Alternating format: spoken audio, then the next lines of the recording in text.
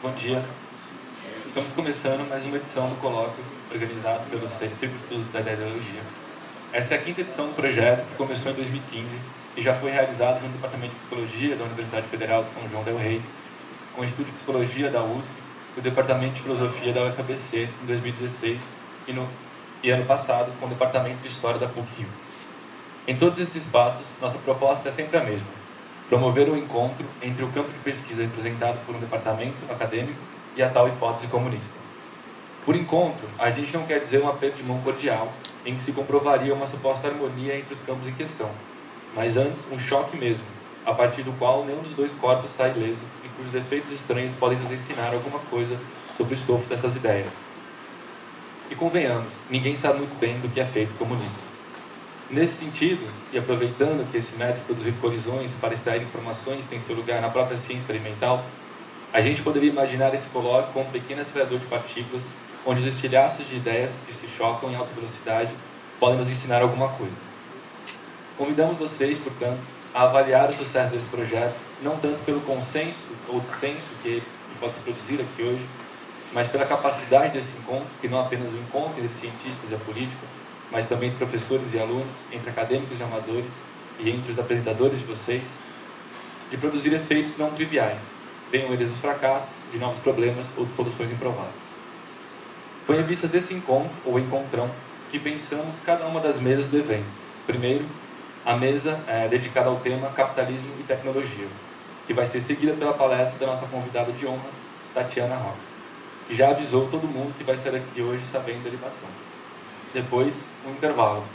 Na volta, a segunda mesa sobre política e natureza e, para encerrar a última mesa, ciência e imaginação política. Mas antes de darmos início à primeira mesa, a gente queria aproveitar a oportunidade para falar um pouco mais sobre esse binômio funesto que não agrada nem gregos nem troianos, hipótese comunista. Para alguns, a maioria certamente, o problema é o comunismo. Política igualitária? Sim, por favor.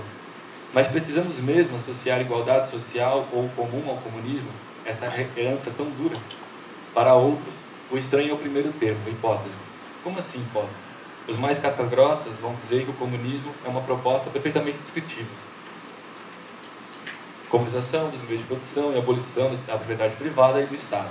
Uma proposta que só carece de condições adequadas para a sua implementação e que é inclusive reconhecível em diferentes graus no dito socialismo realmente existente do século XX. Os mais recatados, mesmo se distanciando desse legado, ainda assim defendem que o comunismo não tem nada de hipotético. Preocupados em manter uma dose saudável de realismo, nos lembram da famosa citação de Marx, de que o comunismo não é um ideal, mas um movimento real de transformação do estado de coisas. É um problema prático da luta, não tem nada de ideal ou dúbio sobre isso. Então, se é para pensar em igualdade social, para que comunismo? E se é para falar de comunismo, para que pensar na chave da hipótese? Essa expressão, hipótese comunista, aparece na verdade como título de um livro do filósofo Alain Badiou. Na obra dele, esse binômio faz parte de um esquema mais geral, que o filósofo propôs como uma forma de dar mais clareza para as análises e prognósticos de sequências históricas da política. Na verdade, ele divide a coisa em 4 momentos. Primeiro, a tal hipótese comunista, que seria a afirmação, em abstrato mesmo, de que a igualdade social é possível. Mas ele distingue a hipótese da ideia comunista, que seria as diversas formulações localizadas dessa afirmação, formas concretas de afirmar a possibilidade da igualdade articuladas a partir dos elementos específicos de uma dada conjuntura. Enunciados como, por exemplo, é possível uma comunidade autônoma de iguais a partir de uma nova moral, dos socialistas ditos utópicos, ou como é possível relações de produções igualitárias a partir dos avanços das forças produtivas atuais, como dos socialistas ditos científicos. Além da hipótese e da ideia, temos ainda os experimentos comunistas, isto é, as diferentes formas de organização coletiva onde essas formulações particulares são postas à prova, ao sabor dos acidentes e das dificuldades da vida política. É aquilo que está em jogo nas comunas, nas repúblicas populares, mas também nos quilombos, nas redes de apoio mútuo, nas cozinhas, nos coletivos, nos sindicatos, nas ocupações, nas cooperativas. E, por fim, temos a crítica comunista, a avaliação posterior do que pode ser mantido e que deve ser abandonado em um dado experimento. A aposta de que os fracassos e sucessos de um projeto político nem deslegitimam o esforço de reinventar a ideia comunista em uma nova conjuntura, por um lado, nem substituem essa necessidade de reinvenção por outro. Assim, sem a crítica dos experimentos, torna-se impossível a reinvenção da ideia, a partir da hipótese sobre novas condições. A coisa toda forma uma espécie de percurso, ao mesmo tempo infinitamente construtivo e destrutivo, onde cada momento envolve componentes intelectuais e práticos, onde não é necessário ou automática a passagem de um momento ao outro, e onde nada garante que tipo de conexão haverá entre os diferentes momentos. Pode ser que a hipótese comunista seja melhor formulada em uma dada conjuntura, sem nenhuma referência a essa palavra. Pode ser que as condições econômicas só criem tempo livre adequado para que uma dada classe social defenda a possibilidade de igualdade coletiva. Pode ser que os experimentos que melhor testam os limites de uma dada forma dessa ideia demonstrem um profundo desgosto pelo ideário que acompanhou os experimentos anteriores. Pode ser que seja a honestidade de um crítico conservador ou liberal, mais que o apego militante a um comunista das antigas que nos permita reelaborar uma nova ideia do comunismo a partir dos fracassos políticos do passado. Vai saber, a coisa não tem manual. Mas talvez o principal ganho desse jeito de abordar a hipótese comunista esteja na possibilidade de pensar o que é um experimento político. Ideia e crítica são termos que a gente escuta na política a torto e direito, mas hipótese e experimento não. O que seria, portanto, um experimento no campo da política? Seria uma espécie de socialismo científico 2.0, um rolete com aquele filme A Onda, só que esquerda? Não é nada por aí. Dá para entender, é claro, porque a palavra experimentação parece tão distante da luta política. Se é pelo tom quase caprichoso que parece implicar, afinal, com tanta urgência no mundo, não é obsceno chamar a luta por moradia de experimento? O conceito de experimentação parece obrigar a gente a engolir uma série de ideias que não poderiam parecer mais distantes do político. Por exemplo, experimentos precisam ser repetíveis, mas a história é justamente o registro das coisas que nunca são iguais. Cada conjuntura é uma. Ou então, experimentos verificam a correção de proposições determinadas, que visam prever de antemão um dado resultado. E na política, a gente não quer reproduzir um resultado já conhecido, queremos criar algo novo. Ou para completar, o experimento depende da imparcialidade do observador, da capacidade de isolamento, isolarmos um aparato de nossa influência. E quem, a essa altura do campeonato, diria que existe observação neutra dos fenômenos sociais. Ou seja, a associação entre política e experimentação não parece muito melhor do que aquela entre hipótese e comunismo. Acontece que repetibilidade, simulação determinística e isolamento do observador são propriedades de certos tipos de experimentos, em certas áreas da ciência, em especial aquelas que se debruçam sobre sistemas mecânicos. Não definem o que é um experimento nem mesmo nas ciências em geral, em especial na biologia e nos campos em que a modelagem complexa nos impede de simplesmente simular estados futuros de um dado sistema. E nem cobre o uso do termo fora da ciência, por exemplo nas artes, como o caso da música experimental. Podemos dizer que parte dessa confusão é consequência de uma carência teórica sobre o que vem a ser um experimento. Salta aos olhos que algo considerado tão fundamental para a pesquisa científica seja tão pouco privilegiado como tema de investigação no campo da filosofia da ciência. Tal problema se torna ainda mais relevante se considerarmos que, para alguns campos científicos, realizar experimentos toma a maior parte do tempo dos pesquisadores, sem que se tenha na publicação dos resultados ou relatório dos experimentos qualquer tipo de reflexão ou teorização sobre que tipo de experimento foi aplicado. Obviamente, isso traz problemas tanto empíricos quanto teóricos.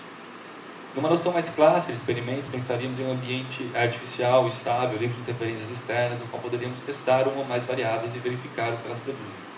Para tentar esclarecer um pouco melhor essa confusão, vamos listar rapidamente alguns problemas que atravessam a questão da experimentação hoje. Primeiro, a realização material de um experimento. Isto é, um experimento envolve uma ação na realidade material. A questão aqui seria quais são as implicações ontológicas, epistemológicas e metodológicas para as ciências nesse nível da experimentação.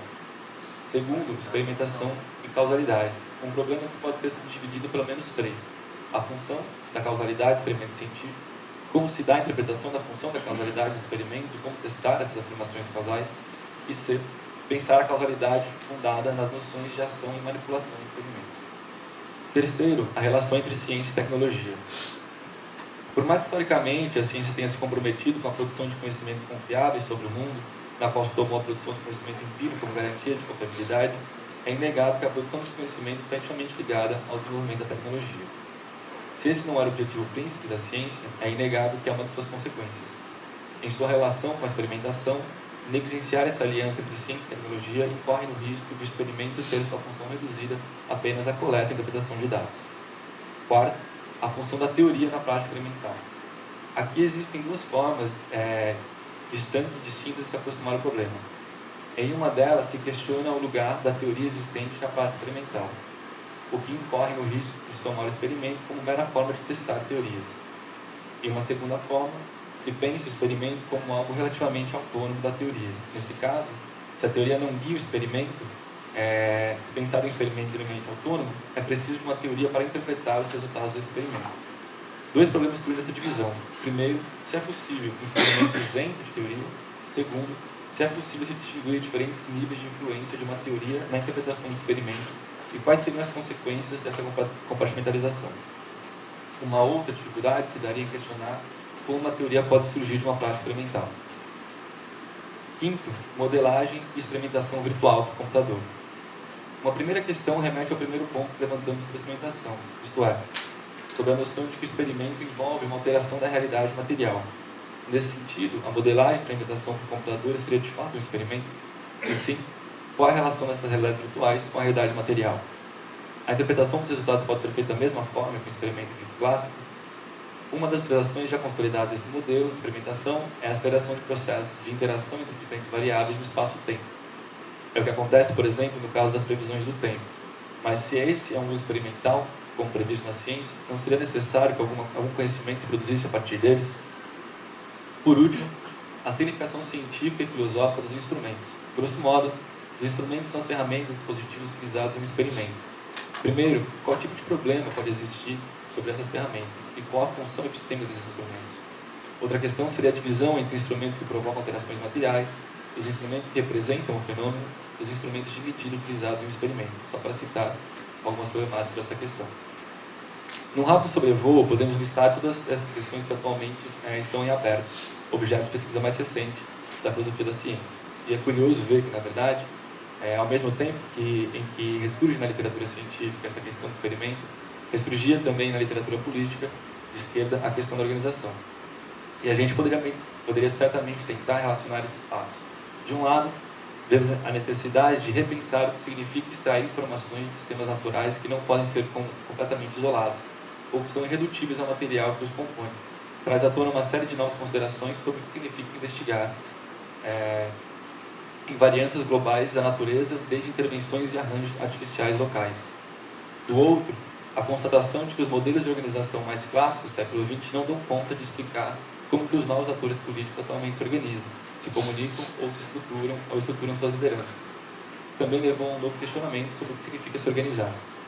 E se a gente quiser levar mais longe, poderíamos ainda dizer que as questões que levantamos sobre a experimentação científica, como a questão da realização material, da causalidade, da produção artificial do conhecimento, da relação entre empática, da complexidade de fenômenos ou mesmo do papel da mensuração, são todas questões que, de alguma forma, têm seu lugar também na renovação da questão da organização hoje.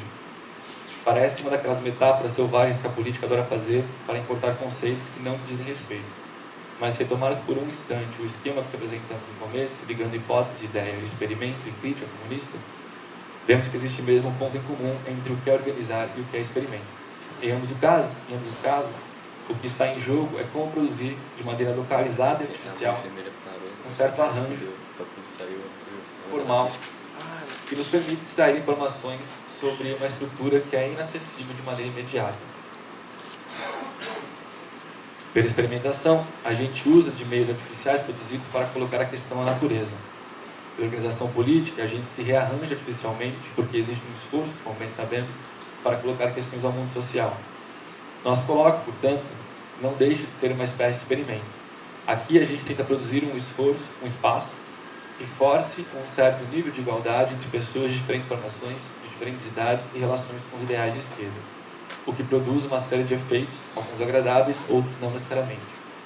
Mas pensar a política nessa chave significa convidar todos vocês a avaliarem o valor de uma atividade não apenas pelos ganhos tangíveis que trazem para a luta, mas também pela sua capacidade de extrair informações sobre o mundo em que vivemos, algo como a tomada de meio de produções de problemas.